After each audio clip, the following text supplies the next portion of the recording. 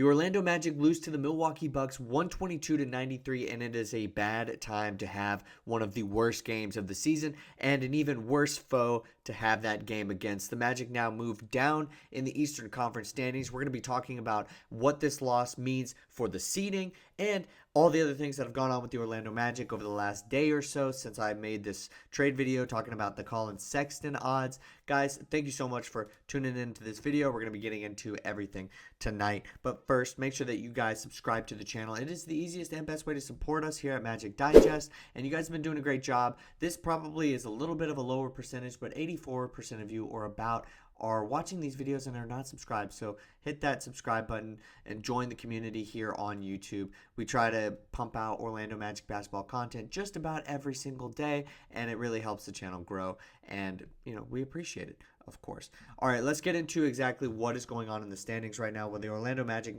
now lose officially the season series against the Milwaukee Bucks. That's probably the biggest piece of information that you could take away from tonight, and that's super unfortunate for the Orlando Magic, who are in a bit of a tight race now because the Eastern Conference has tightened up a lot with the Detroit Pistons coming up, Miami Heat kind of falling down a little bit but still staying above water, and then you got the Pacers kind of rolling as well. You got the Bucks, Orlando Magic, all within about a game and a half of each other, and now the Magic officially a half game back behind Milwaukee. But the biggest point there is the clinching. It was the Magic and Bucks' third time this season that they played, second time in the last 5 days, and unfortunately now the Magic are not going to be able to even up the season series in a way that could be meaningful in the standings for any sort of tiebreakers. So that's obviously the worst part of this. Now, what happened in this game? If you missed it, well, this game was over fairly quickly, specifically in the first quarter. Magic at a certain point went scoreless in the first quarter, and for a decent chunk of time, the Milwaukee Bucks went on a 22-9 run with 4 minutes left to end the quarter, and that was on top of a pretty darn crazy run to start the game. Look, they were down by a lot then at the end of the first quarter. They were down a lot at halftime, 62-41, and then going into the fourth quarter, it was more than over. It was 92-68. You had a lot of funky scores in this game, and when we take a look at the box score, you can't really blame too much about Paolo Banchero, but he was rusty. He wasn't really that efficient, and this was kind of a game that we saw in his rookie year, and also he only played 26 minutes, had 7 turnovers. Now, right under him, Tristan da Silva, goose egg. Where was he? Right, he's coming back off of his illness, and I don't know. You would have thought we would have saw more. We didn't. That was super sad to see, right? Then Wendell Carter Jr., Cole Anthony, Kentavious Caldwell-Pope rounded out the starting lineup. Just didn't get enough production in general. And then Jonathan Isaac, who came off the bench, had a really, really poor plus-minus. Caleb Houston as well, and just overall weren't able to get anything going for the most part in this game. When we take a look at what happened with the Bucks, well, the percentages you may have peeped on the previous graphic are well apparent, the difference. They shot 62.5% from the field. This was probably the Bucks' best game of the year, the most well-rounded game of the year for them. Brook Lopez played extremely well on top of Damian Lillard and Giannis, and there wasn't really much you could do. When this Bucks team is getting bench production, they're going to be extremely tough to stop. Bobby Portis, Chris Middleton all played well. Chris Middleton sat out yesterday's game. He ended up coming back playing extremely well. That was not exactly the way that the Magic drew it up. And after the game, Jamal Mosley obviously had some points of emphasis that he wanted to mention to the team, and how, look, this was not exactly up to the standard that we usually play. That wasn't Orlando Magic basketball, not even close. We'll have to talk about it and figure out what it was that didn't allow it to be that. The great part about this group is they always bounce back. That is very true. So I don't want this to be like the ship is sinking type of video, but it was super concerning at times during this game. But sometimes you just come out flat, and that was kind of what the Orlando Magic did. And you can't change that all the time. You can't go about every single game being do or die, but just not what we had in mind. Now the standings are a point of concern, and we'll look to bounce back in the coming days. The Magic are now 23-19. They go play the Boston Celtics on Friday, and then they got the Denver Nuggets pretty quickly after that. So not an easy task for them. Not an easy task. But you got the Raptors, Blazers right after that, and then you can get some distance between yourself and the Pistons and the Heat after that.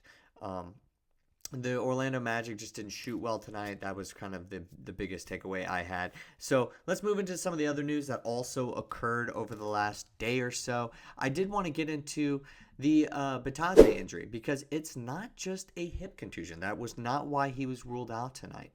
He was also in concussion protocol. This comes from Jason Bead, who I credit everything. He's the number one source, in my opinion, for Orlando Magic basketball. I credit everything and how we make these videos happen to his great reporting. So just wanted to shout out him. He asked a question and was like, hey, what's going on? Mosley gave his answer here. You can read it on the screen. Essentially saying that late symptoms arise. Sometimes these concussions affect people differently. When you realize you got one or not, he was dealing with another injury at the same time. So now we know exactly what it is that's keeping him out. We'll see if he ends up clearing concussion protocol by Friday. Seems like it could have been a mild concussion, considering that maybe the symptoms were more, later onset. But I'm no doctor. Hopefully that sounded kind of like a doctor because I think it did. It sounded smart, but who knows if he'll be ready by the Celtics game. But this team looked like it didn't really have a ton of interior defense tonight, and we need him back at a certain point, especially if you got Jonathan Isaac and we can't defend the paint at a certain point. Well, maybe it's Batadze being pretty elite and that in that realm. So hopefully he ends up coming back. Hopefully he ends up staying healthy, and I guess it's probably better that it would be not the hip contusion that's keeping him out, because that obviously would be an injury that physically would linger at him throughout the year. So as long as that's cleared up, I think that's still pretty decent news. I mean, obviously he's going to have to deal with the concussion, but we'll see. We'll end up seeing what happens. The Osceola Magic have acquired center Colin Castleton from the Long Island Nets. Kevin Tiller announced that. In exchange, Osceola will send the Nets a first-round draft pick in both 2025 and 2026 NBA G League drafts. Castleton's a former Gator. I was kind of maybe thinking about making a video on that, and then also there was a really great question about Mac McClung and his involvement with the team. With everybody dropping like flies, we haven't really seen Mac come out, and he's at the very end of the bench. We've seen Queen make his way into the starting lineup, but we haven't really seen much of him in any sort of minutes, in any sort of meaningful minutes. So I wanted to make a little bit of video probably on what is going on in the G League. I think that would be very interesting and pretty insightful for what this team is looking for as depth is concerned and that sort of stuff. But the injury report remained filled, unfortunately, for the Orlando Magic. Jett Howard didn't play and left ankle sprain. Jalen Suggs didn't play again. Same thing with the back. You still ended up seeing some of the other guys power through. Obviously, I mentioned KCP ended up starting, so that was good. But this Orlando Magic team is going to have to continue to get healthy, continue to play better basketball than they did today, and then hopefully they can rise up in the standings, back out of the trenches where they are currently.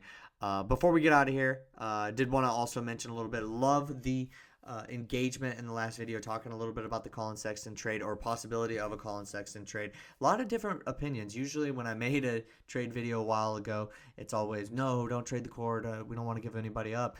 But in this last video in the comments, it actually was fairly split. And I would say leaning towards Colin Sexton being worth it, right? And I think it's a really interesting perspective. So let me know, again, just whatever you guys want in the comment section below. It certainly helps the videos out about Orlando Magic basketball. Don't ever want to overreact to a loss like this, but I do think it's pretty important to mention the seeding difference. But that's all the time I have for you guys today. I will see you guys tomorrow with more Orlando Magic basketball content.